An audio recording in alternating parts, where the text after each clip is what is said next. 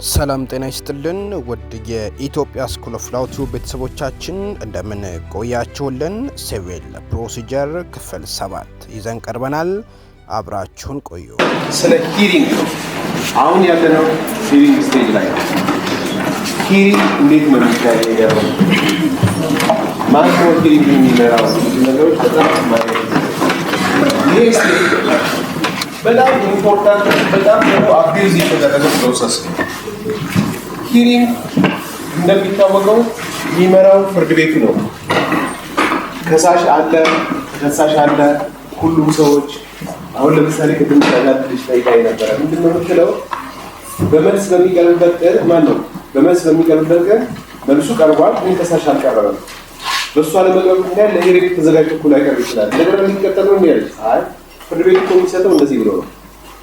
መልስ ቀርቧል፣ ከሳሽ አልቀረበም። ስለዚህ ከሳሽ ድርሻ መልሱ በጽሕፈት ቤት በኩል በመዝገብ ቤት በኩል እንዲወስድ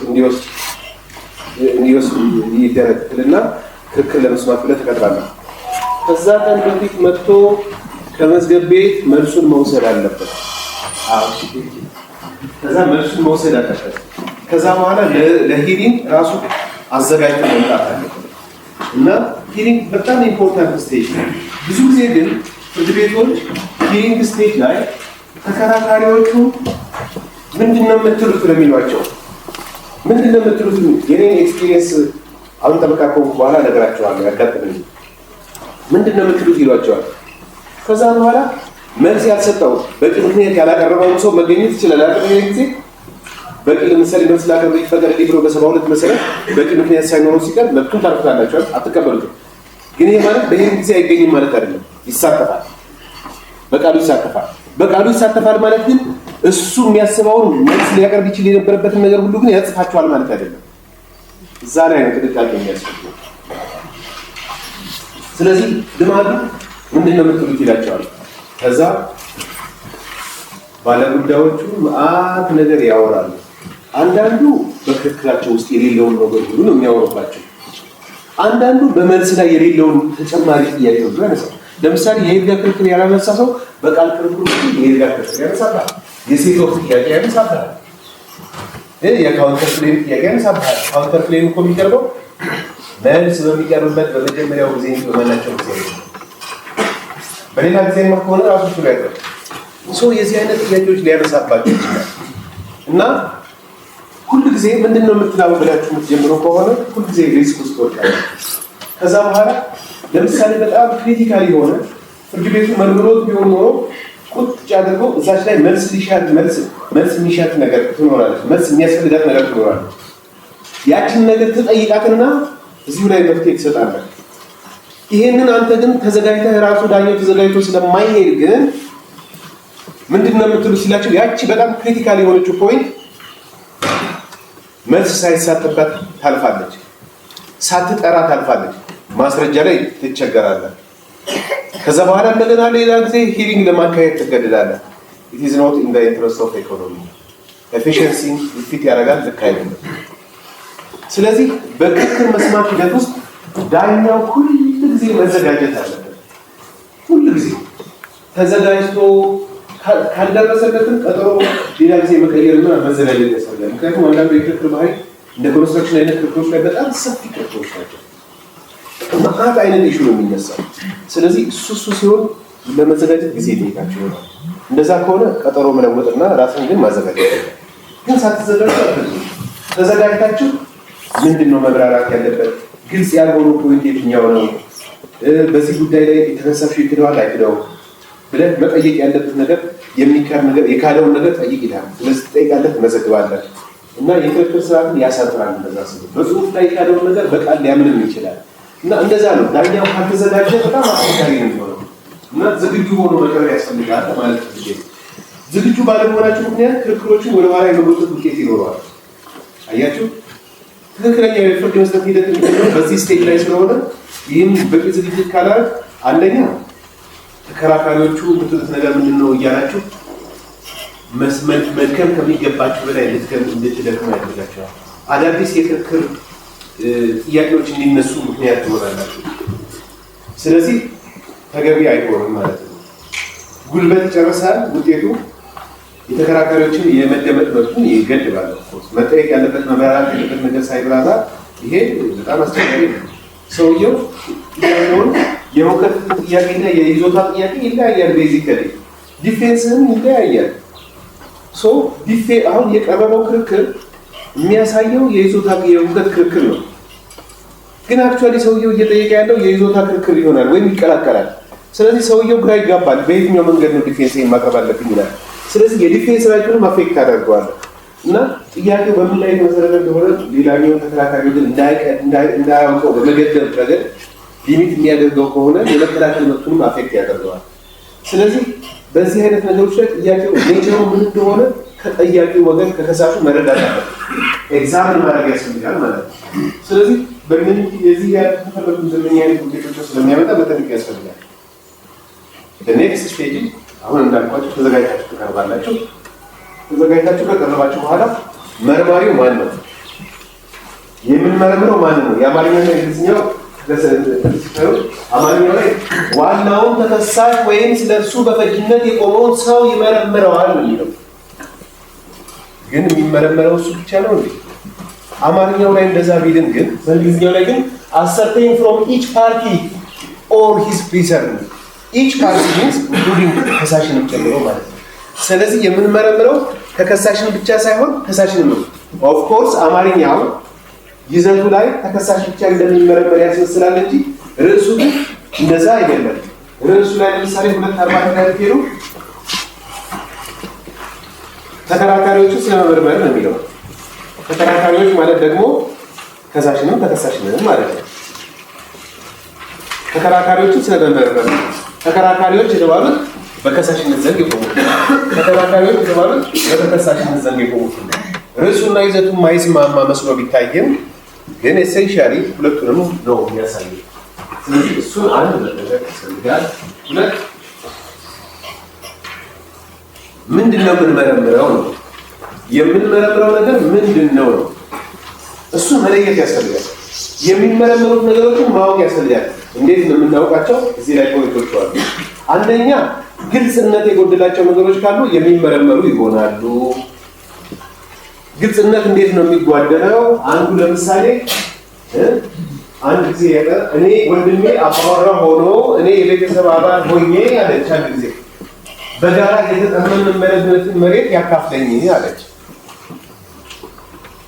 ብዙ ይላል። ምክንያቱም ሁለት ነገር ነው የሚያነሳው። እኔ የቤተሰብ አባል ነኝ ካለች የመሬቱ ባለቤት ማን ነው የሚሆነው? ወንድሟ ነው የሚሆነው አይደል እንዴ? ስለዚህ መሬቱን ከወንድሟ ለመጠየቅ ወይ በውርስ ነው የምታገኘው፣ እስኪሞት መታገስ አለባት ማለት ነው አይደል እንዴ? እንጂ አሁን ለመጠየቅ መብት የላትም። ግን ደግሞ በጋራ የተጠመንበት እንትልና በመሬቱ ላይ የይዞታ መብት እንዳላት ሁሉ ደግሞ ታሳያለች። ስለዚህ እንደ ቤተሰብ አባልነት ነው ያለችው ወይስ በባለመብትነት ነው እየጠየቀች ያለችው? ጆይንት ራይት ኤክሰርሳይዝ አለ ጆይንት ራይት አለኝ እያለች ነው ወይስ የኔ ራይት በሱ ላይ ዲፔንደንት ነው? ግን እሱ በህይወት እያለ ቢሆን ድርሻዬን ግን ይስጠኝ አይነት ነው ጥያቄዋ። ያ ከሆነ ክስ ምክንያት የላትም። ስለዚህ ጥያቄዋ ምንድን ነው? ይሄ ሲሆን ግልጽነት የጎደለውን ነገር ፍርድ ቤቶች መጠየቅ አለባቸው። አንዳንድ ጊዜ ነገሮቹ ግልጽ መስለው ቢታዩአችሁም ለራሳችሁ ግን ፖቴንሻሊ ለሌላው ተከራካሪ ወገን ፖቴንሻሊ ሊያሳስት የሚችል ከሆነ ፍርድ ቤቶች መጠየቅ አለባቸው። ለምሳሌ አንድ ብዙ ጊዜ ትምህርት ቤቱን የማቀርበው ነገር አለ። አንድ ቃል ጻፉ እስቲ ጻፉ። ዛፉን ብላችሁ ጻፉ። ዛፉን በሉ። የኔ ተማሪዎች የነበራችሁ ታውቃላችሁ። ዛፉን በሉና ጻፉ። ዛፉን ቆርጦ አሁን ቃል በቃል ልንገራችሁ፣ ፊደሎቹን ነው የምነግራችሁ።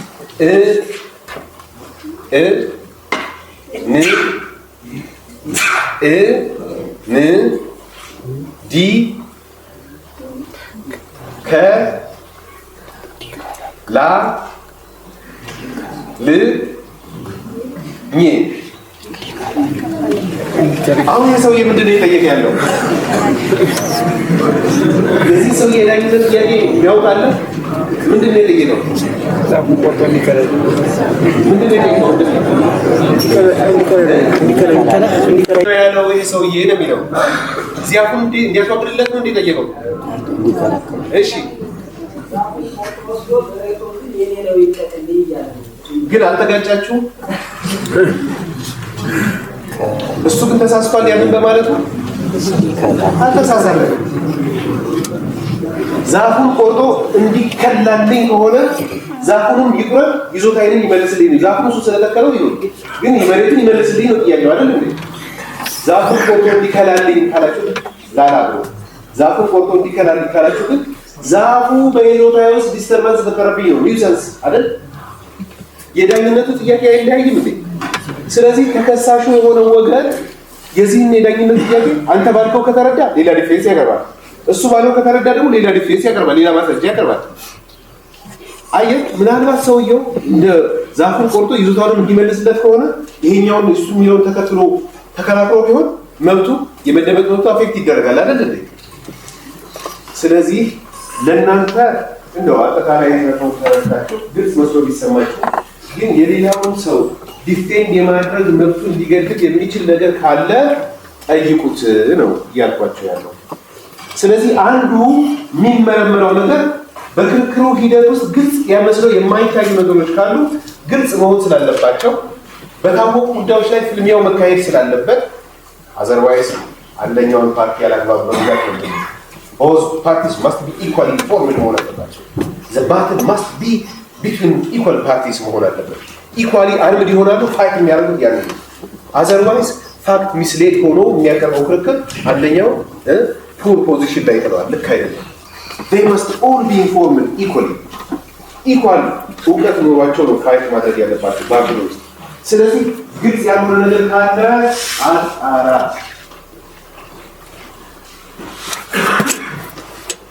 ሁለተኛው ለሌላው ተከራካሪ ወገን እንግዳ የሆነውን ነገር ጠይቅ። surprise any kind of defense which can take the other party by surprise must always be asked. ለምሳሌ በጣም ጥሩ የሆነው እነማን ደፍሮ ደሞዝ የይርጋ ክርክር አለ። እነማን ደፍሮ ደሞዝ የሚባሉ የቤተሰብ አባላት ናቸው። ማን ደፍሮ ይጠይቁታል። የውርስ ሀብታችንን ይዘሃልና አካፍለን አሉት። እሱ ደግሞ ምን አለ? ክሳችሁ በይርጋ ይታገዳል። 3 ዓመት ሙሉ የት ሄዳችሁ ነው? አሁን እኮ ይኸው 10 ምናምን ዓመት ነው በእጄ ያለው። ስለዚህ ክሳችሁ በይርጋ ይታገዳል አሉ። እነሱ ምን መልስ ሰጡ? አይ ይርጋማ አያግደንም። ንብረቱን እኮ እሱ የያዘው ስምምነት አድርገን ነው። በመካከላችን የተደረገ ስምምነት ስላለ ጆይንትሊ ኦል እያደረግን እየቀጠልን ነው። እሱ አሁን ታክቲካሊ ስለያዘው ብቻ አይደለም፣ ስምምነት ስላለ በዛ ስምምነት መሰረት ነው። ስለዚህ ስምምነቱ ይርጋውን ያቋርጠዋል። we are still እንደ ባለመብቶች ሆነን ነው። ዳኛው he was a good judge እና ምን ብሎ ጠየቀ? ይሄ መብራራት አለበት። ስለዚህ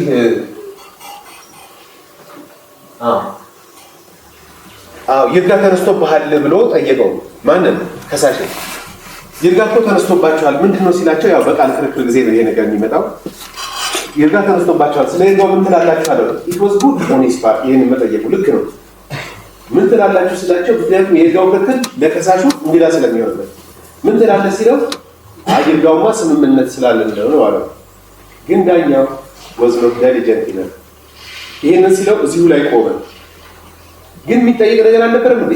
ስለ ስምምነቱ መኖር አለመኖር መልሶ ደግሞ ተከሳሽ መጠየቅ የለበትም እንዴ? ሊክደው ይችላል። አረ ስምምነት የለም፣ ስምምነት ቢኖርም እኮ ዋጋ ያለው ሰነድ አይደለም ያልተመዘገበ ማለት ክርክር እኮ ያቀርባል። ስለዚህ ኤግዞስት ማድረግ ሲገባው ስምምነት ስላለ ነው ሲለው፣ ስምምነት ስላለ ብሎ ያው መጨረሻ ላይ ተወሰነ የሆነ ነገር ምን እንደተወሰነ ረሳሁት። ግን በመጨረሻ ላይ እኛ ላይ ሲመጣ ምንድን ያለው ስለ ስምምነቱ በጣም ጎልቶ እየመጣ ሄደ። ምክንያቱም የስምምነቱ ጉዳይ ላይ የጎላ ክርክር ቀረበ። ለምንድን ነው ይሄ ክርክር ያቀረበልን? በኋላ ስንመለከት ኤግዛሚኔሽን ኦፍ ፓርቲስ ላይ ሰውየው ስራውን ስላልሰራ ነው።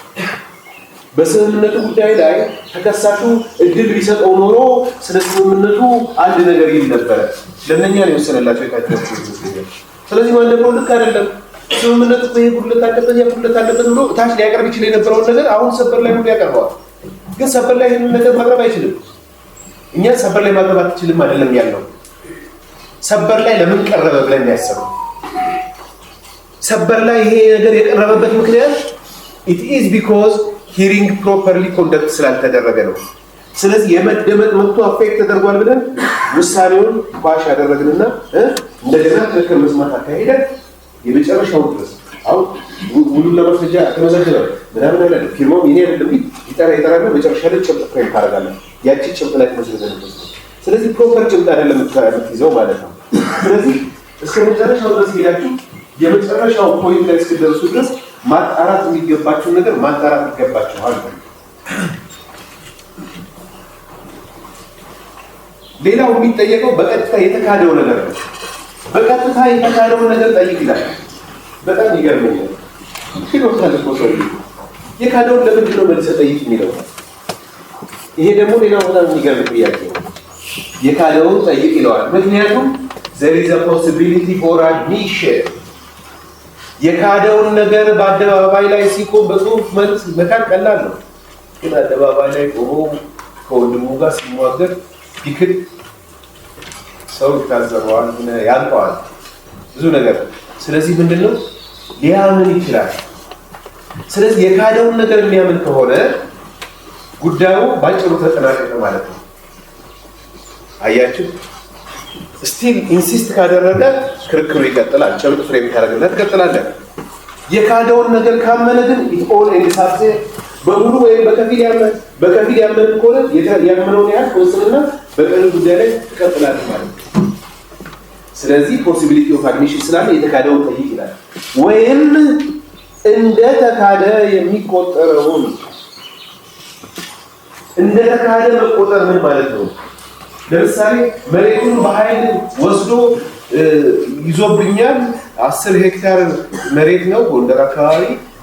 ከዛ በኋላ 100 ኩንታል ሰሊጥ ይመረታል። አንዱ ኩንታል በአንድ 2000 ብር የሚሸጥ ነው ብሎ ይጠይቃል። አንተ አረ መሬቱ ጠፍ ነው ብለህ ተከራከር።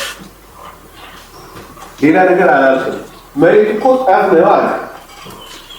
አያመርትም እያልክ ነው አይደል? ቀጥታ እኮ አልካደውም። ለምሳሌ መጠኑን አልካደውም። ግን አያመርትም ሲል ግን የታማውት ውስጡ ዴና ያ ጠይቅ ነው። እንደተካደ በነገሩ በአገላለጹ ሁኔታ እንደ መካድ የሚያስቆጥር ነገር ካለ እሱ ላይ ጠይቅ ነው። የታመነውን ጠይቅ አይደለም። እንግሊዝኛው ላይ አሳፔ ቶሚች ፓርቲ ይላል እና የታመነውንም እንደሚጠይቀው ይጠይቀዋል። አይደለም እንደዛ አይደለም። የታመነውንማ አትጠይቅም። የታመነውንማ ትወስናለህ። የታመነውንማ አር ዩ ሲሪየስ እያልከው እኮ ነው። በቃ እኔ እንዳመነ ቁጥር እንደምናምን ካልከው ይክዳል አይደል? እንዴ ፍርድ ቤት ቴዚያን የሚነምጫው የለበትም። የታመነ ካለ ተወስናለህ አለ። የታመነውን መጠየቅ ማለት ካድ ማለት ነው። ስለዚህ የታመነ አትጠይቅም። ወይም እንደታመነ የሚቆጠርበትን ነገር በ235 መሰረት የታመነውን በቀጥታ ወይም እንደታመነ የሚቆጠረው በነገሩ አደገራረስ ሁኔታ እንደታመነ እንደመካድ የሚቆጠረው ይላል። እንደማመን የሚያስቆጥረውን ነገር ደግሞ ዙሪያ ጥምጥም እየሄደ መካድ የሚገባው በግልጽና በዝርዝር ካድ ነው የሚልን 83 ምናምን 230 ምናምን አካባቢ በዝርዝርና በግልጽ መካድ አለበት። ያ ሳይሆን ቀርቶ ዙሪያ ጥምጥም የሚሄድ እንዳመነ ይቆጠራል። እንዳመነ የሚቆጠረው ወይም የታመነውን አትጠይቅም። እሱንማ ተወስናለህ ለከሳሽ እንደሱ ነው።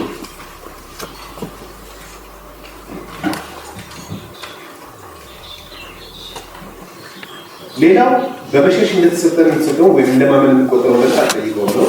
በቃ እንደዛ ነው። እኔ የገጠመኝን ነገር ልንገራቸው። ስለዚህ ኪኒ በዚህ መንገድ ነው ኮንደክት ማድረግ ያለበት እንጂ ምንድን ነው የምትለው እንደዛ አይባልም። እኔ አንድ ትክክል ነበር ክርክሩም ስለምን መሰላችሁ የመጓጓዝ ቡድን ይባላል። በቆሎ እዚህ ከምዕራብ ጎጃም ዞን አካባቢ ላይ ወስዶ ናዝሬት ላይ ሊያደርስልን ተስማማን። 639,000 ብር ግምት ያለው በቆሎ ነው። ውሃ በላው አላደረሰው ግምቱን ይክፈል ብሎ ከሰሰ። እኛ ደግሞ ካለ አረ ጨርሶ እንዲያነብ ብለም አልነበረም ብለን ካለ ከዛ በቃ ክርክር ቀጠለ። በክርክር መስማት ቀጠለ። እንግዲህ ሁለት ሰው ነው የከሰሰው። አንደኛው ቀጥታ ተዋውየዋለሁ የሚለውን ሰው ነው የከሰሰው። በቆሎውን ተሸክሞ ሊወስድልኝ ይዞ ሊወስድልኝ ዳይቨርሲቲ ተስማማ ያለው ሰው። ሁለተኛው የከሰሰው ደግሞ የመኪናውን ባለቤት ነው። የመኪናውን ባለቤት ሲጠይቀው ሁለቱም እኔ ነኝ ተበጋግተውና ሲጠይቀው የመኪናውን ባለቤት በተመለከተ የመኪናውን ባለቤት እዚህ ውስጥ ምን አገባውና ነው ተጠይቀው የሚል ክርክር አቀረበ። ምክንያቱም እሱ ሾፌሩ ነው ብሎ ቀጠረ። የእሱ ሾፌር ነው ባለቤትነቱ እሱ ሸጨለታል በመኪናው። አንደኛው ተከሳሽ ባለቤቱ መኪናውን ለማን ሸጦለታል? ለሁለተኛው ተከሳሽ ሸጦለታል። ስለዚህ ሁለተኛው ተከሳሽ ገዝቶ ነው። ስለዚህ ሁለተኛው ተከሳሽ በራሱ ኃላፊነት ሊያደርስ ተስማምቶ ሳያደርስ ከቀረ ተጠያቂ የሚሆነው እሱ ነው። ባለቤቱ ስም ባለመዛወሩ ምክንያት መጠየቅ ካለበት መኪናው ራሱ በሌላ ሰው ላይ ላደረሰው ጉዳት ወይም በሌላ ንብረት ላይ ያደረሰው ጉዳት ተጠያቂ የሚሆነው መኪናው ራሱ የሚያደርሰው ጉዳት ተጠያቂ የሚሆነው ራሱን ኢንዲፔንደንት በሆነ መንገድ ለተደረገ ነገር ተሰካረዘው ተጠያቂ ነው። ይህንን ክርክር አቀረብኩ። የሽያጭ ወልም አለ ብዬ አቀረብኩ። ከዛ እኔ ተዘጋጀው ክርክር መስማት ሲቀጠል እኔ ያው ብዙ ጊዜ ሆኗል። እኔ ሀይሉ እንትን ላይ ስለቆየሁ ታች አካባቢ ኮንደክት የሚደረገው በመገዝገብ የሚመጣውን ስለሆነ ፕራክቲካሊ እንዴት እንደሚያደርጉት እንትን እያለና that was my first exposure። ግን ያው ኖርማሊ ስነ ስርዓቱን ስለምናውቀው ተዘጋጅቼ ቀረብኩ። ምን ሊያነሳ ይችላል? ፍርድ ቤቱ ምን ሊጠይቅ ይችላል? ሊጠይቅ ይችላል። አንድ ምን መልስ መስጠት አለብኝ? ምንድነው አድሬስ ማድረግ ያለብኝ? አንድ ሁለትና ሶስት ተዘጋጅቼ ዳኛው ምን ቢል ጥሩ ነው ሲሄድ ክርክራችሁ ግልጽ ነው ገብቶናል አለ። ምን የተለየ የምታቀርቡት ነገር አለ እንዴ አለ። ደነገጥኩኝ ነው ምክንያቱም ከዛ በኋላ ምን ልበል ልክ እንደዚህ ላይ ኤክስፔክት ያላረኩት ነገር ነው። ከዛ እዛው ላይ በፍጥነት መወሰን አለብኝ ቶሎ ብዬ ቢያንስ እንዲህ አይነት ሆም እንኳን ካልሰጠኝ ማድረግ ያለብኝ ምንድነው ቢያንስ ሚስ ማድረግ ያለብኝ ለፍርድ ቤቱ አድሬስ ማድረግ ያለብኝ ነገር መንገድ አለብኝ ብዬ አንድ በሶስት ብዬ ተናገርኩ። ሌላኛው ተከራካሪ ወገን አንተስ ምን የተለየ የምታቀርበው ነገር አለ አለ። ምንም የማቀርበው ነገር የለኝም ማለት ነው። ግን እኮ የሚያቀርበው ነገር ነበር። ምክንያቱም እኔ መኪና ሸጬለታለሁ ውሉም ይሆንና ብዬ እኮ ውሉን አቅርቤያለሁ። ውሉ እኮ ለሌላው ተከራካሪ ወገን ሰርፕራይዝ አይደል እንዴ? በዚህ ውል ላይ ምን ማለት አለብህ ብሎ ማለት ነበር ከዳኝ። he committed wrong። እኔ ግን ምን አልባይ ኧረ በእንትኑ ላይ መልስ ስጥበት አልለው አድቨርስ ፓርቲ ስለዚህ ዝም አለ። በኋላ በጣም ደንግጫለሁ፣ ገርሞኛል እና ወጣሁና አሁን በሚቀጥለው ጀምሮ ለጭብጥ ብሎ ይቀጥራሉ። ጥሩ ልምድ ያየሁት ነገር ምንድነው በፕራክቲስ አሁን ይሄንን ካሉ በኋላ ጭብጥ ለመያዝ ብለው ይቀጥራሉ እና ጭብጥ ላይ ፓርቲሲፔሽን እንዲኖራቸው ያደረገ this is a good thing። በቃ ከዛ ለጭብጥ መያዝ ቀጠሉ። በዚህ ክርክር ውስጥ ጭብጥ መያዝ ያለበት ይሄ ነው ብዬ ራሴ ቁጭ አደረኳቸው ጭብጦች። ከዛ በኋላ ጭብጡን አነበበልን። አንደኛው ጭብጥ ላይ የያዘው ምንድነው ብሮድሊ ጭብጡን ያዘልኝ። ብሮድሊ ጭብጡን የያዘ አድጋ ነው ለኔ። እሱም በኋላ እነግራችኋለሁ ጭብጥ ላይ እና እንደዛ አይነት ነገር ነው። ሁለተኛው ላይ ግን እኔ ምን ክርክር አነሳው የተከበረው ፍርድ ቤት ኦልሬዲ ጭብጡ አሁን በዚህ መንገድ ነው ይሄ ተካክለው ነገር ተስተካክለው ግን ውሳኔ ይሰጣል። በዚህ ነገር ላይ ውሳኔ ይሰጣል። ይሄን ሳነሳ ምንድነው ያነሳው 255 ነው። 255 ሰው ተጠቅሞ ታያለ ምን ይላል?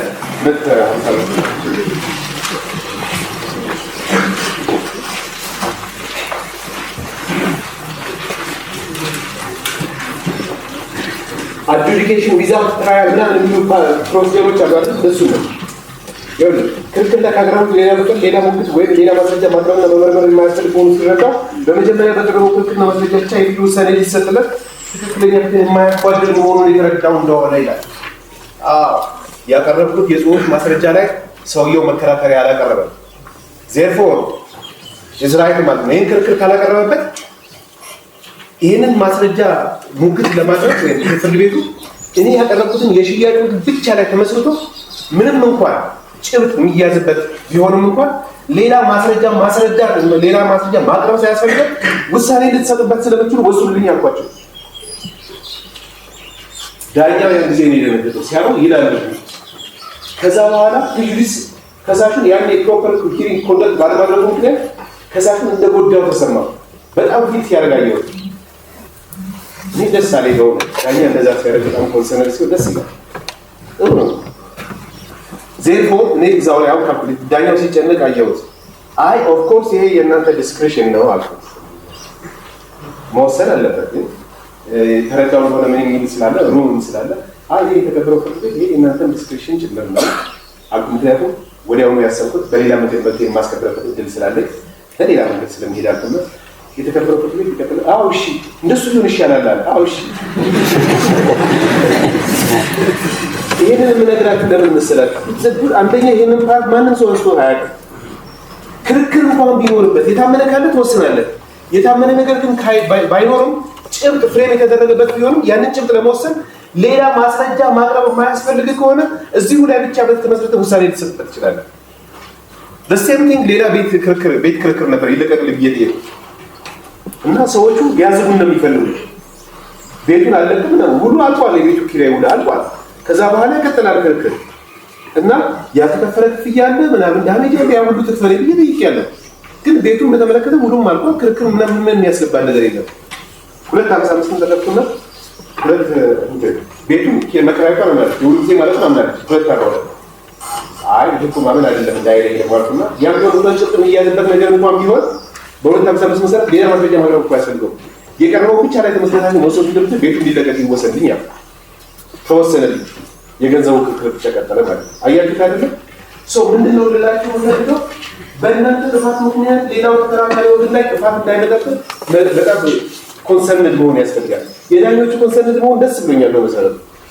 ምክንያቱም ዳኛ እንደዛ ነው መሆን ያለበት።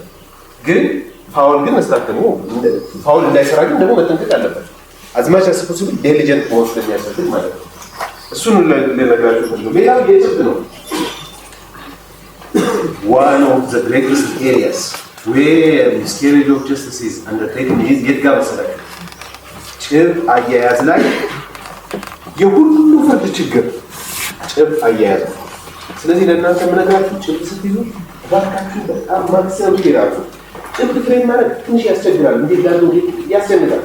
ግን ልበሉት እናንተ አሁን ዳኞች ናችሁ ወይ አካባቢዎች ናችሁ። በየጊዜው ይህንን አይነት ኤክሰርሳይዝ ለማድረግ እድሉ አላችሁ፣ ኦፖርቹኒቲ ያላችሁ። ስለዚህ ሁሉ ጊዜ ጭብጥን ፍሬም እንዴት ማድረግ እንዳለባችሁ ማወቅ ያስፈልጋል። ያ ካልሆነ ዳሜጅ ይደርሳል። ለምሳሌ ተመልከቱ። እዛ ውስጥ የቀረበላችሁ ጥያቄዎች ምንድን ነው? ለምሳሌ አንዱ 8 ሜትር ገፍታኛለች አለ። ምናልባት በወረቀቱ ያላችሁ ሰዎች ካላችሁ ያደረጉት እዛ ጊዜ ትምህርት 8 ሜትር ገፍታኛለች አለ። 8 ሜትር ገፍታኛለች አለ።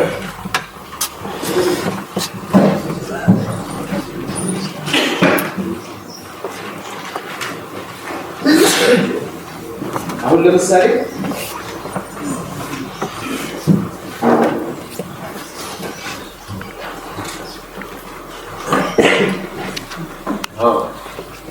ሁከት ፈጥሮ መሬቱን በኃይል ወስዶብኛል አለ።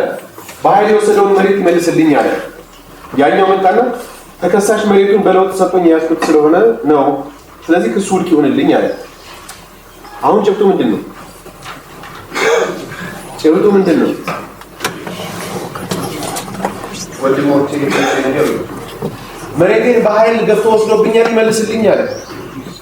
አይ መሬቱን እኮ በለውጥ የሰጠኝ ነው፣ ስለምን የኃይል መሬቱን ይዤዋለሁ ነው። እዚህ ውስጥ ምን ማመን አለ? መሬት መያዙ ታምኗል አይደል? የተካደው ምንድን ነው? መሬቱን ግን እኮ የያዝኩት በኃይል ወስጄ ሳይሆን በለውጥ ያገኘሁት ነው አለ። አሁን ጥያቄው ምንድን ነው? ኢሹ ምንድን ነው? ኢሹ ምንድን ነው? መሬቱን በኃይል ወስዶታል ወይስ አልወሰደውም? ሌላስ ለውጥ ብላለ የለም። ግን መጀመሪያ ስቴት ማድረግ ያለባቸው የትኛው ነው? የለውጥ ብላለ የለም። መሬቱን መያዙ ስለተረጋገጠ የለውጥ ብላለ የለም ነው ማተር ያደርጋል። ሌላ ክስ የቀረበበት መሬት የኔ ነው ይዞብኛል ይልቀቅልኝ አለ። ተከሳሽ ምን አለ እንዴ? መሬቱማ የኔ ነው የከየት አባት አምጥተህ ነው መሬቱ ያንተ የሆነው? የኔ መሬት እኮ ነው አለ። የኔ መሬት ነው ብሎ ሲከሰው አይ የኔ መሬት ነው አለ። ጭብጡ ምንድን ነው? የከሳሽ ነው የተከሳሽ የከሳሽ ነው ወይስ ነው ወይስ መሬቱ የማን ነው ነው? አጣራቅ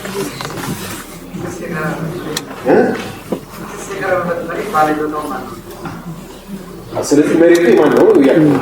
አዎ አያችሁ these questions ማተር ያደርጋል። ሎክ በመጀመሪያው ደረጃ ላይ የመጀመሪያው ያነሳውላችሁ ይገልጡ በኃይል ወስዶብኛልና መሬት ይመለስልኝ ነው ጥያቄው። በኃይል አይደለም የወሰድኩት በለውጥ ነው የሰጠኝ አለ። ምን እያለ ነው? በኃይል አልወሰድኩትም እያለ ነው አይደል? ስለዚህ ተከሳሹ መሬቱን የያዘው በኃይል ወስዶት ነው በኃይል ነው ወይስ አይደለም ነው? ዳት ያስጨብጡ በኃይል ነው ወይስ አይደለም ነው? በኃይል ካልሆነ ከዛ በኋላ ፍርድ ቤቶችን ያለው ነው በኃይል ካልያዘው በለውጥ ያገኘው ወይስ አይደለም? እዛ ውስጥ ምን ያለበት እዛ ውስጥ ነው። ምክንያቱም በኃይል አለመሆኑን ካረጋገጥ በኃይል መሆኑን ከሳሽ ያስረዳል ማለት ነው አይደል? በኃይል የያዘበት ወይስ አይደለም ነው? በኃይል የያዘበት መሆኑን ከሳሽ ያስረዳል ማለት በርደነው ፕሮፖሱ ላይ ነው ያለው። ከዛ አስረዳትለውና ማስረዳት ካቃተው ወይም ደግሞ አስረድቶም ቢሆን ተከሳሹ ደግሞ አይ በኃይል ሳይሆን በለውጥ መያዙን ካስረዳት በኃይል ሳይሆን በለውጥ የተያዘ ስለሆነ ክስህን ውድቅ ነው ማለት ያለበት። ግልጽ ነኝ አይደል? ግን ከሳሾች ብዙ ጊዜ እዚህ ላይ የሚፈጸመው ስህተት እንዴ የለውጥ ውሉ ለውጥ አለ ቢልም እኮ የለውጥ ውሉ እኮ ልክ አይደለም፣ ህገወጥ ነው፣ ፈራሽ ሊሆን ይገባል የሚል ክርክር ተጨማሪ ያቀርባሉ። የዚህ ጊዜ ፍርድ ቤቶች የለውጥ ውሉ አለ የለም፣ የለውጥ ውሉ አለ ከተባለ ፈራሽ ነው ፈራሽ አይደለም፣ ከዛ በኋላ ውሉ ፈራሽ ነው ብለው ይወስናሉ። ስለዚህ መሬቱን መልስለት ይላሉ። ሰውየው ውል ይፍረስልኝ ብሎ ጠይቋቸዋል እንዴ? የተጠየቀ ዳኝነት ነው ያልተጠየቀ ዳኝነት ነው። ዳኝነት መስጠት ያለበት በተጠየቀው ነገር ላይ ነው። ሰውየው በኃይል የሰደደኝን መሬት ይመልስልኝ ያለ እንጂ የለውጥ ውል ይፍረስልኝ ብሏል እንዴ? የለውጥ ውል ይፍረስልኝ የሚባል ከሆነ ራሱን ችሎ መጠየቅ አለበት። ስለዚህ the way you frame issues የምትወስኑትን አቅጣጫ ያስቀምጠዋል። መሬቱን ይዞብኛል ይልቀቅልኝ፣ አይ መሬቱ የኔ እንጂ እሱ አይደለም ከታ ባባውቱ ነው አላችሁ። መሬቱ የማን ነው አልከኝ አይደል ወንድሜ? የታለ ይያለኝ መሬቱ የማን ነው ብለህ አልከኝ አይደል? እሱን ስትል መሬቱ የማን ነው? እሺ ችግር የለውም። እኔ አሁን ጭጥን በየትኛው መንገድ ብትል ችግር እኮ የለውም ለማህበራዊ ጉዳይ። ለፍርድ ቤት ግን እንደዛ አደጋለሁ እያልኳቸው መሬቱ የማን ነው አልክና ማጣራት ፈለግ። መሬቱ የማን ነው የሚለው ስትል ናቹራሊ ውስጥ መሬቱ የማን እንደሆነ ለማጣራት ትሞክራለህ። ስለዚህ ማስረጃም ትሰማለህ። ከዛ በኋላ መሬት አስተዳደሩ ላከውና መሬቱ የማን ነው አልከው። አረ የሁለቱም መሬት አይደለም ማለት ነው። ምንድን ነው የምትወስነው? እሱ ይዘብ የሁለቱም አይደለም ምንድን ነው የምትወስነው? አንዳንዱ ዳኛ የጥያቄው አቀራረብ ፍሬም የተደረገበት መንገድ እንደሚያደርገው መሬቱ የሁለታችሁም አይደለም ብለናል ይላል። ለምን ፍሬም ያደረገው እሱ ነው? ፍሬም ያደረግበት መንገድ የምትወስንበትን መንገድ ይወስነዋል። መሬቱ የሁሉም አይደለም ሲባል መሬቱ የሁለታችሁም አይደለም ማለት እንዴ? መሬቱ የከሳሽ አይደለም ነው ማለት ያለው። ተከሳሽ እኮ ቢያንስ መሬቱን በመያዙ ምክንያት የተሻለ መብት እኮ አለው። ሌላ የተሻለ መብት ያለው ሰው እስኪመጣበት ድረስ ይሄ መሬት የእሱ አይደለም ብለን ለምን ትወስናለህ? ባልተጠየቀ ዳኝነት። ወንድሞቼ እህቶቼ ገባችሁ? ስለዚህ the way how you frame issues ውጤቱን ተከስተለ ዝም ብለህ ተረድተህ ወደ ሆነ ነገር ውስጥ እንድትገባ ያደርግሃል። ስለዚህ whenever you frame issues take care። ሌላው 2 ሜትር ሁከት ፈጥራ 3 ሜትር ይዞታ ይኸው ገፍታብኛለች አለ። ሴትዮዋ ኧረ እኔ አልገፋሁትም፣ ኧረ እሱ ራሱ እንደውም 8 ሜትር ገፍቶኛል አለች። ይሄንን as part of her defense ነው፣ ካውንተር ክሌም ማለት ነው። as part of her defense አለ። ፍርድ ቤቱ ጭብጡ ምንድነው? የዚህኛው ጭብጡ ምንድነው? ወንድሞቼ እህቶቼ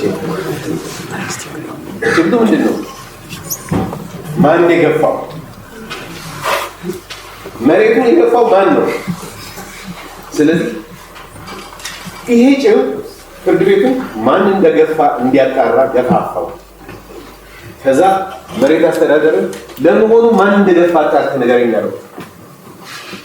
ከሳሹ ራሱ 8 ሜትር እኮ ገፍቶታል አለ። ከሳሽ ራሱ 8 ሜትር ሴትዮዋን ገፍቷታል አለ። ከዛ በኋላ ይሄ ማስረጃ የመጣለት ዳኛ ምንድነው ሊወስድ የሚችለው? እንዲያውም 8 ሜትር አንተ ራስህ ልቀቅ አለ። በጣም ኢንጀስቲስ ነው። ሳይጠየቅ ሴትዮዋ ዳኝነት ከፍላ ካውንተር ክሌም ሳታቀርብ ሳትጠይቅ 3 ሜትር ሊያስለቅቅ የሄደ ሰው 8 ሜትር ልቀቅ ተብሎ ተፈረደ። አሳ ጎርጓሪ እንደሚባለው ለካልኩ ይሄ ችግሩ የምን መሰላችሁ? የጭብጥ አያያዝ ችግር ነው። ፍሬሚንግ ኦፍ ኢሹ ሮንግ ከሆነ ሮንግ ኮንክሉዥን ላይ ያደርሳል። ስለዚህ ተከሳሽ 3 ሜትር ገፍተዋለች አልገፋችሁም ነው ኢሹ። ተከሳሿ 3 ሜትር ገፍተው አያችሁ፣ ከክሱ ፐርስፔክቲቭ ነው የምትሰጠው ውሳኔ ላይ መልስ የምትሰጥበት ለክሱ ነው። ስለዚህ ጭብጡን ፍሬ ስታይ ከክሱ ፐርስፔክቲቭ ተነስተህ ነው። ከሳሽን ተከሳሿ 3 ሜትር ገፍተዋለች አልገፋችሁም አረጋግጠልኝ ብለህ ብትልከው ኧረ አልገፋችሁም እሷ ልጅ እንዲያውም እሱ ነው እንደሚገፋት ቢልህም እንኳን ጭብጥ ተከሳሹ ገፍተዋለች አልገፋችሁም ስለሚል አለመግፋቷን እንዳረጋገጥ እሱ ልክ ነው ትለዋለህ። አሁን ግን ማን የገፋው የሚለው ጭብጥ ሮንግሊ ፍሬም ስላደረከው እሱ ገፍቷታል ሲባል ከገፋማ እሱ ራሱ ይልቀቅ ለማለት እንድትል ይገፋፋሃል ነው። ግልጽ ነው ብዬ አስባለሁ። 300 ሺህ ብር አበድሬዋለሁ ገንዘቡንም የላኩለት በቼክ ነው። ይሄ በጣም የሚገርመኝ አሁን አስተካክለው ካርቴታ ተጋጭ 300 ሺህ ብር በጣም የሚያሳብድ ውሳኔ ነው። 300 ሺህ ብር አበድሬዋለሁ በእርግጥ ዛሬ 50 ሺህ ብር ነው ትግራይ ላይ የተነሳቸው 50 ሺህ ብር ለልጃቸው አቶ ሀጎስ የሚባሉ ሰው አበደሩት። 50 ሺህ ብር እንትን እሳቸው አይደለም ልጁ አበድሯቸዋል እንደምገምተው። ግን በመክፈያው ቀን አቶ ሀጎስ 50 ሺህ ብር መለሱለት። በባንክ በሐዋላ ላኩለት ማስረጃቸውን ያዙ። ከዛ በኋላ ልጃቸውን ከሰሱ። ምን ብለው 50 ሺህ ብር አበድሬዋለሁ አልከፈለኝም ይክፈለኝ ማስረጃ በሐዋላ ያላኩለት ገንዘብ። ልጅ መጣለ 50 ሺህ ብር ተቀብያለሁ። ልክ ነው እውነት ነው። ግን 50 ሺህ ብር እኮ የተቀበልኩት ቀደም ብዬ እሱ ለአባቴ አበድሬው ስለነበር ያንን በክፍያ መልክ ስለሰጠኝ የተቀበልኩት እንጂ እኔ እኮ አልተበደርኩም ማለት ነው። ጭብጡ ምንድን ነው? ማን ሰውየው ለልጃቸው ገንዘብ አበድሯል አልበደሩም? ግን ገንዘብ መቀበሉን አመነ። ፌዴራል ጠቅላይ ፍርድ ቤት የተሳሳተው እዛ ላይ ልክ ናቸው። አቶ ሀጎስ ለልጃቸው ገንዘብ አበድረዋል አልተበደሩም ነው። ፌዴራል ጠቅላይ ፍርድ ቤት ግን ምን አለ? ገንዘብ መቀበሉን ስላመነ ብቻ አበድር ያለው ካለ ስለማበደሩ ራሱ ያረጋግጣሉት። እንዴ ገንዘብ መቀበል ማለት ብድር መኖሩን ማረጋገጥ ነው እንዴ? ገንዘብ ልትቀበል ትችላለህ። ጥያቄው የተቀበልከው ገንዘብ ግን አዚዋ ፊል ብድር ነው ወይስ አይደለም ነው ማለት ነው። ስለዚህ ብድር ሁለት ነገሮች አሉ። አንድ ገንዘብ መውሰድ፣ ሁለት የተወሰደው ገንዘብ በብድር መሆኑን ማረጋገጥ ነው። ስለዚህ አቶ ሀጎስ ገንዘቡን መቀበል የተቀበልላቸው መሆኑን ካመኑ ገንዘቡን መቀበሉን ስላመነላቸው ችግር የለውም። ግን ይሄ የተቀበልኩት ያለው ገንዘብ አለመካዱ ጥሩ ነው። ይሄን የተቀበልኩት ያለውን ገንዘብ ግን በብድር መልክ መስጠታቸውን እስቲ የማረጋገጥ በደለ ፕሩፍ የማን ነው የሚሆነው? የአቶ ሀጎስ ነው የሚሆነው። ፍርድ ቤቱ ግን ገንዘብ መቀበልን ብድር መቀበልን እንዳመነ ቆጠረና ልጁን ዲፌንዳል ሲለው ዲፌንድ ማድረግ አልቻለም። ስለዚህ ዕዳውን ከተባለ ሚስኬሬጅ ኦፍ ጀስቲስ ማለት ነው። በጭብጥ አያያዝ ችግር ብቻ አገር ይጠፋል አይደለም። ስለዚህ how you frame it እኔ በጣም ሆኖ ማየት ይቻላል። ጭብጥ አያያዝ ላይ በጣም ኮንሰርንድ መሆን ያስፈልጋል። ለምሳሌ ብዙ ጊዜ አሁን ፌዴራል መንግስት ካሉት ውል ይፈጸምልኝ ያልኩት ውል አለኝ የመኪና ውል ለምሳሌ ውል ይፈጸምልኝ ብዬ ተሰስኩት። ያኛው ውሉ እኮ አልተመዘገበም ቫሊድ አይደለም ይፍረስልኝ ፈራሽ ነው አለ። በካውንተር ክሌም አይደለም ፓርት ኦፍ ሂዝ ዲፌንስ ውሉ እኮ ቫሊድ አይደለም የተመዘገበም ስላልሆነ ቤቱን ያስረክበኝ በውል መሰረት ተሰብስበ ስትል ውል አለ ግን ያው በህግ ሬጅስተር የተደረገ አይደለም አውቴንቲኬት አልተደረገም። ስለዚህ ተቀባይነት የለውም ፈራሽ ነው ይልሃል። ጭብጡ ምንድን ነው? ሊፈጸም የሚችል ውል አለ የለም ነው ወንድሞቼ። ብዙ ጊዜ ግን ፍርድ ቤቶች ውል መኖሩን አምነዋል። ስለዚህ ውሉ ፈራሽ ነው አይደለም ብለው ይዛሉ። ውሉ ፈራሽ አይደለም፣ ውሉ ፈራሽ ነው ይሉና ወደ ነበራችሁበት ተመላለሱ ይባላል። የተጠየቀው ዳኝነት ምንድን ነው? ውል ይፈጸምልኝ ነው።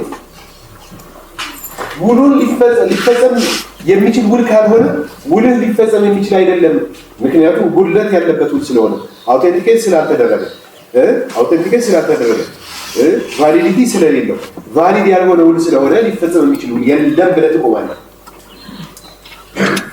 የተከሳሹን መልስ ተከተለ ግን ውሉ ፈራሽ ነው አይደለም ካል ውሉ ፈራሽ ነው ወደ ነበሩበት ይመለሱ። ይሄንን ለማለት እኮ ውል ይፈጽምልኝ ተብሎ መጠየቅ የለበትም እንዴ? ይሄ መልስ እኮ ውል ይፈጽምልኝ ተብሎ ለሚጠየቅ ዳኝነት የሚሰጥ መልስ ነው እንጂ ውል ይፈጽምልኝ ተብሎ ለሚጠየቅ ዳኝነት የሚሰጥ መልስ አይደለም። ሮም ስለዚህ ጭብጥ ስትይዙ በጣም ኬርፉል መሆን ያስፈልጋል። ሌላው እዚህ ላይ ልነግራችሁ የምፈልገው ዳኛው እንግዲህ የሰራተኛና የሰርግ ግንኙነት አለ። እንግዲህ የባለመኪናው ባለቤት የሆነው ሰው ይሄ ሁለተኛው ተከሳሽ ሾፌር ነው ብሎ ነው የተነሳው። አይደለም ሾፌሩማ አይደለም፣ ምክንያቱም የሽያጭ ስላለ ኦልሬዲ ነው ተላልፏል በሽያጭ ነው። ስለዚህ ራሱ ችሎ የሚሰራ ሰው ሰራተኛም አይደለም እየተከራከረ ምንድነው መረጋገጥ ያለበት? ሰራተኛ መሆን አለመሆኑ መረጋገጥ አለበት። ኢን ዲ አይስ ኦፍ ዘ ሌበር ሎው ሰራተኛ የሚያሰኘው ምንድነው? ኢዝ ዜር አን ኤሌመንት ኦፍ ኮንትሮል? ዲሲፕሊን ማድረግ ይችላል የሚሰው አይችልም ማለት ነገሮች አሉ የሚነሱ። ከዛ በኋላ ዳኛው ጥብቅ ሲል ምን አለ? የአንደኛውና የሁለተኛው ተከሳሾች ግንኙነት ምንድነው ብሎ በጠቅላላ ያዘ። እንዴ አና የተከበረው ፍርድ ቤት ይጠቅላላ ምክንያቱም ግንኙነታቸው ምንድነው ብሎ ካለ ማአት አይነት ግንኙነት ሊመጣ ለምሳሌ ከሰርነ ሰራተኞች የሆነ ግንኙነት ያላቸው ቢታወቅ ያንን ተከትሎ ሄዶ ሊለምድብኝ ይችላል። የክርክር አካል ባልሆነው ነገር ላይ ሄዶ ሊወስን ይችላል። ሌላ ግንኙነት ላይ ለምሳሌ ያደራ ነው ሲል ስለ አደራው ሄዶ ሊተናገር ይችላል። አረ ስፔሲፊካሊ ሰራተኛ ነው ያለው። ስለዚህ የአሰሪና የሰራተኛ ግንኙነት በመካከላቸው አለ የለም ተብሎ ጭብጡ ላይ ያዘኛል። ለነገራችሁ የምፈልገው ስፔሲፊካሊ ብሮድ በሆነ መንገድ ይዘዋለው ስትል ብሮድ የሆነውን ነገር ተከትለ በሚወጣ ምስል ሊመጣ የሚችል ማናቸውም መስመር ካለ ያንን እየተከተልክ ልትነግሩት ትችላለህ። ሚስኬሬጅ ኦፍ ጀስቲስ ነው ያለው። ስለዚህ የተከበረው ፍርድ ቤት ጭብጡ ብሮድ ነው ያልተፈለገ ትንሽ ሊያስገባ ስለሚችል ዳኝነት ከዳኝነት ውጭ ሊሄድ ስለሚችል ቀጥታ የተነሳው ክርክር ሰራተኛ ነው እዛ አይደለም። ስለዚህ ጭብጡ የአሰሪና የሰራተኛ ግንኙነት አላቸው የላቸውም ተብሎ ይታረምልኝ። እሺ አራሽ ፍርድ ቤቱን ትጠብቃለህ ማለት ነው። እንደዛ ስታረግ እና እንደዳኛም ጭብጥ ስትይዙ በጣም ግዴለሽ መሆን አያስፈልግም ለማለት ነው። እና ባጭሩ ማለት ነው ምንድን ነው እዚህ ላይ ያው እዚህ ሌሎች ምሳሌዎች አሉ ሲባላቸው ይበቃል ለእኛ ዓላማ አሁን ያነሳው። ስለዚህ ጭብጥን መያዝ የሚገባል ሁሉ ጊዜ መጀመሪያ የተጠየቀው ዳኝነት ህንጻት እንዳን ያለው ጭብጡን ፍሬም ስናደርግ በተጠየቀው የዳኝነት ክስ በእሱ ላይ ከተጠየቀው ዳኝነት ፐርስፔክቲቭ ጭብጡን ፍሬም እናደርግ። አበድር ያለው ካሉ የብድሩ ማለት ዋት ይገር ለምሳሌ ቤቴ ባደራ ሰጥቼ አልመለስልኝም ማለት አይ ባደራ ሳይሆን ሸጦልኝ ነው አለ። ሽያጭ አለ የለም አትበል። ሽያጭ አለ ማለቱ ያደራው የለም እያለ ነው። ስለዚህ በመካከላቸው ያደራ ግንኙነት አለ የለም ብለህ ጭብጡን ፍሬም ማለት ያደራ ግንኙነት አለ መኖሩን ካላስረዳ ክሱን እዛው ላይ ታደርግበታለህ። ያደራ ግንኙነት መኖሩን ካስረዳ ደግሞ ያኛው ሰውዬ ደግሞ ፋይት ባክ እንዲያደርግ ደል ትሰጠዋለህ። ከዛ በኋላ ሽያጭ መሆኑን እንዲያስረዳ ትፈቅድለታለህ። ሽያጭ መኖሩን ካወቅ አደራ ነው ብትልም ሽያጭ መኖሩ የተረጋገጠ ስለሆነ ክስ ውድቅ ነው ትለዋለህ። የሽያጭ ሁሉ ላይ ግን ሄደህ ሽያጭ ሁሉ ህጋዊ ነው ህጋዊ አይደለም ፈራሽ ነው አይደለም ሊያስገድድ የሚችል ነው አይደለም ስለዚህ ይመለስ አይመለስ አትበል።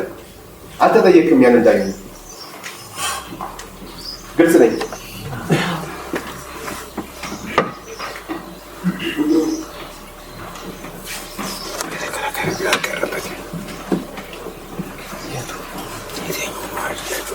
ስለዚህ የጭብጥ መያዝ ዓላማ ፍትህ እንዳይዛባ ለመጠበቅ ነው። ጊዜና ወጪንም ይቆጥባል። ምክንያቱም ዝም ብለህ ምናልባት መያዝ የማይገባህን ጭብጥ ሁሉ ሄደህ ስለ ውሉ ፈራሽነት ማስረጃ አስተዳደር ሁሉ ስትጠይቅ ልክም የለብህም። እሱ የሚወሰንበት ከታወቀ ጊዜና ጉልበትን ይቀንስልሃል። በዛ ላይ የማስረዳት ሸክሙ ደግሞ የማን ነው የሚለውን የሚወስን ነው። ስለዚህ የጭብጥ አያያዝ ዓላማ በዚህ ላይ የተመሰረተ መሆኑን መረዳትና በዛው አግባብ በጣም ፎከስ ሆኖ ማየት ይጠይቃል ለማለት ፈልጌ ነው።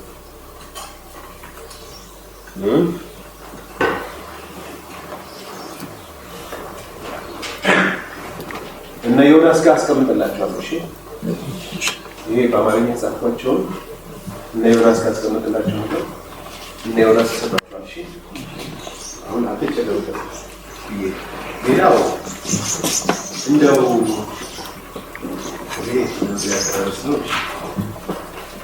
ይሄ ማለት ከፍርድ በፊት ስለሚቀርቡ አቤቱታዎች እሷን ትንሽ ልበላችሁ። አንዱ ክርክር ማገድ ነው። ክርክርን ማገድ ማለት በሁለቱም በ137 መሰረት ነው። ስለሱ ትንሽ እያነሳው ይላል። ክርክርን ማገድ እንዴት ነው የሚመጣው? ለምሳሌ ወራሽ ነኝ ብሎ አንድ ንብረት ወርሷል። የወራሽነት ማስረጃ ተሰጥቷል። ከዛ ያንን የወራሽነት ማስረጃ ይዞ በአንተ ላይ ንብረቱን ስጠኝ ብሎ ክስ አቅርቦብህ በአንተ ጉዳይ ላይ ተወስኖብሃል። ንብረቱን ስትፈልግ አንተ ግን ስቲል የወራሽነት ማስረጃውን ቻሌንጅ እያደረክ ነው። ስለዚህ ጉዳዩን የያዘው ፍርድ ቤት የንብረት ጉዳይ ላይ እያከራከረ ያለ የተከበረው ፍርድ ቤት ንብረቱ ላይ ማከራከሩ ምንም ጥቅም የለውም። እኔ ወራሽነት ማስረጃ ላይ እዛ ክርክር ላይ እያቀረብኩ ነው። ስለዚህ ይህን መዝገብ አግደህ አቆይልኝ ትላለህ። ስለዚህ ጉዳዩን የንብረት ክርክሩን የያዘው ፍርድ ቤት ወራሽነቱ ከተሰረዘ ይሄ ክስ ሁሉ ዋጋ ስለሚያጣ የወራሽነቱ ላይ የሚደረገው ክርክር ውጤት እስኪያገኝ ድረስ እዚህ ላይ ለጊዜው ተዘግቶ ይቆያል ብለህ ታግደዋል። ስለዚህ አግደህ ማለት ለጊዜው ዘግተህ ታቆመዋለህ። ያኛው ክርክር ሲያልቅ ወደዚህ ትቀጥልበታለህ ማለት ነው። እሱ ነው በ137 ላይ ተሰራ። ብዙ ጊዜ ተቆጭ ይቸገራል። ፍርድ ቤቶች ምን ማኔጅ ያደርጋል? የትኛው ጉዳይ ለየትኛው ፍርድ ቤት ነው ግብአት የሚሆነው? ለምሳሌ የንብረት ክርክሩን የያዘው ሰው የንብረት ቢያከራክር ጥቅም አለ። ወራሽነት ማስረጃው ጥያቄ ውስጥ ወድቆ ክርክር ሌላ ቦታ ላይ እየተደረገ ከሆነ በንብረት ላይ ማከራከሩ ምንም ጥቅም የለውም። ስለዚህ ያኛው እስኪያልቅ ድረስ መፍትሄ እስኪያገኝ ድረስ ይህንን ዘግቶ ማቆየት አለበት። ስለዚህ እኔ ትጋሊ ሲለኝ ከፈለግ እዛ ወረዳ ፍርድ ቤት ሄድና ያዘጋጅ ይለዋል። ወረዳ ፍርድ ቤት ሄዶ ስቴክ ደግሞ እኔ ያላግድን ቢያከራክር እኔ ምን አገባኝ እኔ ማከራከር ነው የንብረት ክርክር ለምን አስባለኝ ይላል። ፕሊዝ ዶንት ዱ እንደዚህ አታድርጉ። ለምን እንደ ተከራካሪ የሰዎች መብት በጣም ነው የሚጎዳው። አንተም ትደክማለህ እኮ ፎርዛት ማታ የወራሽነት ማስረጃው ወራሽ አይደለም ተብሎ ቢሰረዝ ማስረጃ ለማስመስ ሰዎቹ ሁሉ በማመላለስ የወጣዎች ሁሉ ኪሳራ ዜሮ ነው የሚበላው። ስለዚህ አንተም ለምን ትደክማለህ? ጉልበትን ሌላ ቦታ ላይ ማለት ግን ለአንተ ላይ ለመወሰን ሌላ ቦታ ላይ ያለው ውሳኔ ለአንተ ኢምፖርታንት ከሆነ ያ ካልሆነ አታድርም። እዛኛው ላይ ደግሞ ያለው ፍርድ ቤት አንተ የያዝከው ክርክር ኢምፖርታንት ከሆነና ለእሱ ለመወሰን ያንተ በጣም መሰረታዊ ከሆነ የራሱን ክርክር አድርጎ ይሄኛው ውጤት እስኪታወቅ ድረስ ይታወቅ የሚልበት ነው 137 ላይ። ስለዚህ እሱን ማየት ነው። ሁለተኛው ኢንጀንክሽን ነው። ይሄ ለጊዜው የሚሰጥ የማገድ ትእዛዝ ኢንጀንክሽን ነው።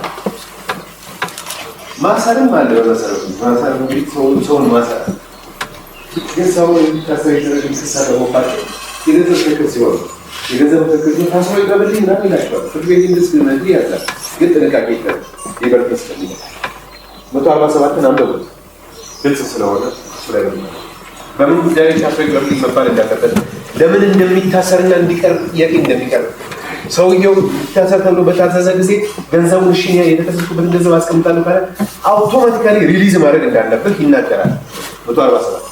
አሁን ታች እንደተናገረው ለዚህ የማገድ ትእዛዝ ነው።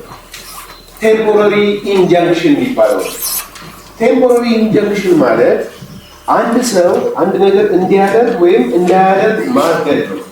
ለምሳሌ ቤትህን ሊወስድብህ ከሆነ ይታገድልኝ ለጊዜው ትላለህ፣ አለበለዚያ ቤቱን ሊወስድብህ ነው። ትሬት። ስለዚህ የቀረበብህን ትሬት ለማስወገድ ነው ጥያቄ የሚጠቀም። ወይም ሰውየው አንድ ነገር እየገነባ ከሆነ ግንባታውን እየገነባ በህይወት ላይ ኢንተርፌረንስ እየፈጠረ ስለሆነ ግንባታውን ለጊዜው ታይም እስኪደርስ ድረስ ይታገድና ይቆይልኝ የምትልበት ነው። ይሄ ጊዜያዊ አገልግሎት ያለው ትዕዛዝ ኢንጀንክሽን you stop the action so the focus of 154 የ154 ዓላማ የሰዎቹ ድርጊት ላይ ነው የሚያመለክተው ፎከስ የሚያደርገው ፎከሱ is on the action of the defendant እና ለክርክር ምክንያት የሆነው ነገር ደግሞ የክርክሩ አካል መሆን አለበት። ለምሳሌ በቤት ላይ የተከራከረ ከሆነ ቤቱን እንዳያፈርሰው እንዳይሸጠው እንዳይለውጠው ትላለህ። ቤቱን ታግደዋለህ፣ ግን ቤቱ ላይ ፎከስ ንብረቱ ላይ አይደለም። ቤቱን ስታግደው የሰውየውን አክሽን ኮንትሮል ለማድረግ ነው።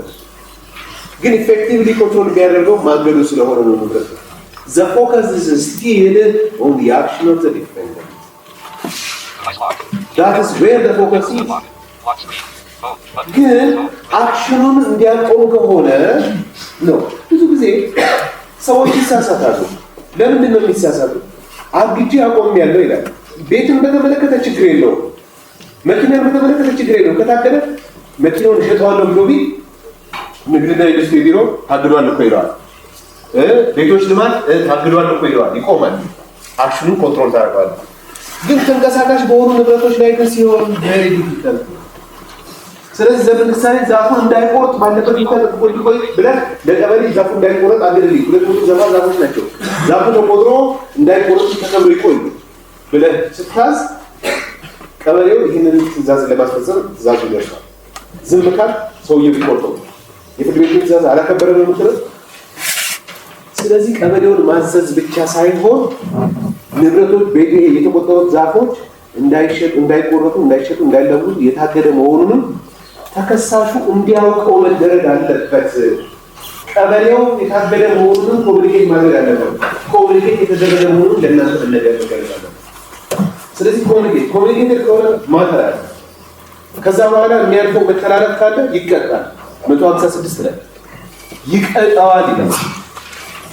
ስለዚህ ውጤቱ መቅጣት ነው የሚሆነው ማለት ነው። እና ስታገዱ ደግሞ ፓብሊክ ኢንትረስት ከግምት ውስጥ መግባት አለበት። አንደኛ ማገድ ይገባል አይገባም የሚለው ማየት ያስፈልጋል። ለምሳሌ አንዳንድ ጊዜ ለምሳሌ ግንባታውን ታግድበታለህ፣ ግን እኮ ብዙ ሲሚንቶ ወስዷል። ክርክር ውስጥ ያልተሰስ እንደታገደ ለምሳሌ ከቆየ የተገዛው ሲሚንቶና ብረት ሁሉ ምን ይሆናል? ይዝጋል። ሲሚንቶ ሁሉ ምን ይሆናል? ድንጋይ ሊሆን ይችላል። ስለዚህ ስታግድ ጥንቃቄ ማድረግ ያስፈልጋል። ለምሳሌ እንዲህ አይነት ንብረቶች ኦልሬዲ ችግር ውስጥ ከወደቁ በመታገድ ምክንያት ወይ ሲሚንቶቹ እንደገና የሚችሉበት ሁኔታዎችን ማመቻቸት ወይ ደግሞ ሰውየው በገንዘብ ደረጃ የሚደርስበትን ጉዳት ዋስትና እንዲያስይዝ በማድረግ መተካት ያስፈልጋል። ስለዚህ ጥንቃቄዎች ያስፈልጋሉ። ብዙ ጊዜ የሚያጋጫቸው በመንግስት ጋር ይሄ ኤሪያ ነው። ዳኞቹም ደግሞ አይጠነቀቁበት በዚህ ኤሪያ ነው። ስለዚህ ጉዳትን ማመዛዘን ያስፈልጋል። እኔ ይታገድልኝ ብዬ ሳሳግደው በእኔ ላይ ሊደርስ የሚችለው ጉዳት ያስቀርልኛል፣ እውነት ነው። ግን በመታገዱ ምክንያት በሱ ላይ ጉዳት ሊደርስ ይችላል። ስለዚህ በእኔ ላይ የሚደርሰው ጉዳት ከሱ ጉዳት ጋር ማመዛዘን ይችላል። በሱ ላይ በታገደበት ሰው ላይ ሞር ሀርም የሚደርስበት ከሆነ የበለጠ ጉዳት ሊደርስ ማድረግ ስለሌለባቸው ሙሉ መስጠት አይገባቸው። በሁኔታዎች ውስጥ እንደዛ በተደረገ ከሆነ በመታገዱ ምክንያት ካሳገደው ሰው ይልቅ በሚታገድበት ሰው ላይ ከፍተኛ ጉዳት ሊደርስበት የሚችል ከሆነ ቴክ ኬር ስቶፕ አትስቱ። ሌላ መፍትሄ ዲቫይዝ አድርጉ። ሌላ ለምሳሌ በገንዘብ ለነገ ዋስትና የሚያገኝበትን መንገድ ማመቻቸት። ሌላው የህዝብ ጥቅም ከግምት ውስጥ መግባት አለበት። የህዝብ 21 ይላል ያንን 156 አካባቢ ላይ 154 ተከትሎ ያሉትን ወደ 21 ይመራል። እዛ ደግሞ ስለ ፓብሊክ ኢንትረስት ያወራል። ፓብሊክ ኢንትረስት ማስት ቢ ቴክን ኢንቱ አካውንት። ፓብሊክ ኢንትረስት የማትወስዱ ከሆነ ጉዳት ይመጣል። ለምሳሌ በአንድ ጉዳይ ላይ ምን ሆነ? አንድ ጊዜ ጥሩ ምሳሌ መኪና ይታገድልኝ ያለ ሰው ታገደና ግን መኪናው ታግዶ ደግሞ አልበቃው ብሎ መኪናው የህዝብ አገልግሎት የሚሰጥ መኪና ነው። ከቦታ ቦታ እየተዘዋወረ መኪናው ታስሮ ፖሊስ ጣቢያ ቆምልኝ አለ። ፍርድ ቤቱ አሰረ፣ ፖሊስ ጣቢያ ያስቀመጠው መኪናው ዘፈስቲኒ መኪናው መታሰርና መቆየት ነበረበት ነው። ይሄ በመሆኑ ምክንያት መኪናው ባለመንቀሳቀሱ ምክንያት የሚደርስበት ጉዳት አለ አይደል? አንድ ክርክሩ ስንት ጊዜ ሊቀጥል እንደሚችል ማናውቅ። ሁለት በመኪናው ላይ ህይወታቸውን የሚሰሩት ሌሎች ሰዎች ገቢ እንዳያገኙበት ያደርጋል። ጉዳቶች ይደርሳሉ። ይሄ ሰውዬ ከሚጠይቀው የድርሻ መጠን የበለጠ ጉዳት ወደ ሌሎቹ ወገኖች ላይ ሊደርስ ይችላል። ስለዚህ ሁለቱ ሰዎች ላይ ብቻ ደግሞ አይደለም አንዳንዱ ክርክር የሚያመጣው። አንዳንዱ ክርክር ከእነሱም አልፎ ሌላም ሰው ላይ ችግር ይፈጥራል። ምን አይነት ችግር? ለምሳሌ መኪናው ቆመ። ፍርድ ቤቶች ይህን ትሬንድ የሚከተሉት ከሆነ አገልግሎት የሚሰጡ መኪኖችን በዚህ መንገድ የሚያቆሟቸው ከሆነ ይሄ መኪና ቆመ፣ ነገም ሲጠይቅ ሌላ አገልግሎት የሚሰጥ መኪና ይቆማል። ስለዚህ አገልግሎት ሊሰጡ የሚችሉ መኪናዎች አገልግሎት እንዳይሰጡ እናደርጋለን፣ ወይም ከአገልግሎት ውጭ እናደርጋቸዋለን። ከአገልግሎት ውጭ ሆኑ ማለት አገልግሎት አይሰጡም ማለት ነው አይደል? ስለዚህ እጥረት አይፈጠርም እንዴ? እጥረት አይፈጠርም እንዴ? ገበያ ውስጥ በቂ የትራንስፖርት አገልግሎት እንዳይኖር ያደርጋል። በቂ የትራንስፖርት አገልግሎት እንዳይኖር አደረገ ያው ሰርቪስ አይኖርም ማለት። ስለዚህ ስራ ቦታ ላይ ለመሄድ የሚተሰው የግድ ለመዘግየት ይገደዳል ማለት ነው። ፕሮዳክሽን አክቲቪቲስ ዲሌይ ያደርጋሉ ማለት ነው። ትክክል አይደለም።